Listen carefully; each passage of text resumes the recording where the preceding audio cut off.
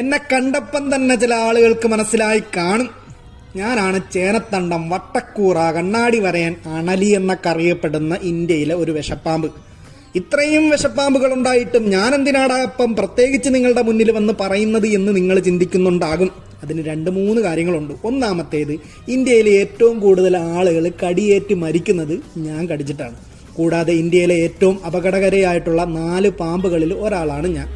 ഇതെന്തിനാണ് ഇപ്പം പറയുന്നത് എന്ന് നിങ്ങൾ ചിന്തിക്കുന്നുണ്ടാകും. കാര്യം, ഈ ഒരു ഓഗസ്റ്റ് സെപ്റ്റംബർ ആ ഒരു മാസത്തിലാണ് സംഗതി എൻ്റെ ആ ഒരു ഡെലിവറി ടൈമും കാര്യങ്ങളൊക്കെ. അതുകൊണ്ട് തന്നെ രാത്രിയെന്നോ പകലെന്നോ ഇല്ലാതെ ഞാൻ ഈ ഭക്ഷണമൊക്കെ തേടി പുറത്തും കാര്യങ്ങളൊക്കെ ഇറങ്ങും. അപ്പോൾ എൻ്റെ മുന്നിലൊന്നും വന്ന് പെടരുത്.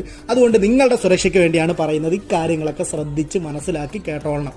ഇത്രയും പാമ്പുകൾ ഉണ്ടായിട്ടും എന്നെ ചിലർക്കൊക്കെ ഞാനൊരു പെരുമ്പാമ്പാണെന്ന് പറഞ്ഞുകൊണ്ട് എന്നെ വന്ന് തോണ്ടാനും പിടിക്കാനുമായിട്ട് നോക്കും.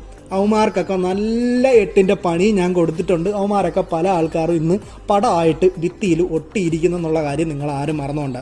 മറ്റുള്ള പാമ്പുകളെ പോലെ പേടിച്ച് നിങ്ങളൊക്കെ ആയിട്ട് അകന്ന് നിങ്ങളെ കാണുമ്പോൾ അപ്പോഴേ ഓടിപ്പോണ ജാതിയൊന്നും അല്ല ഞാൻ.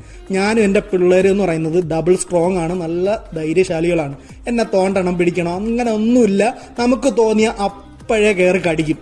ആകൃതിയിൽ ഇങ്ങനെ വളഞ്ഞ് 360 ഡിഗ്രിയിൽ വരെ തിരിഞ്ഞ് കടിക്കാനുള്ള ഒരു പ്രത്യേക കഴിവ് നമുക്കുണ്ട്.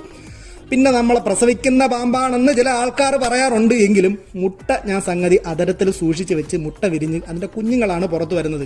കുഞ്ഞുങ്ങളാണെന്ന് വിചാരിച്ച് അവന്മാരെ തോണ്ടാനായിട്ട് പോകരുത്. അവന്മാർ കുഞ്ഞുനാളിൽ തന്നെ നല്ല വിഷവും കാര്യങ്ങളൊക്കെ ആയിട്ടൊക്കെയാണ് പുറത്തു വരുന്നത്.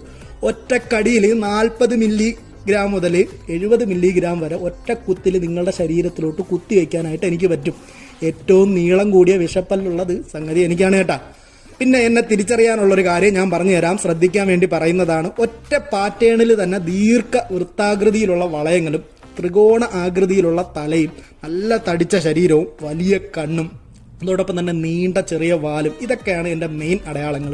ഇത് കണ്ട് നിങ്ങൾ അണലിയാണ് ഞാനാണെന്ന് നിങ്ങൾക്ക് ഉറപ്പാവുകയാണെങ്കിൽ പിന്നെ എന്നെ ചെറിയ കമ്പ് കൊണ്ട് തോണ്ടാനും പിടിക്കാനൊന്നും ആയിട്ട് വരരുത്. വന്ന അടുത്ത ഓണം ഉണ്ടൂല.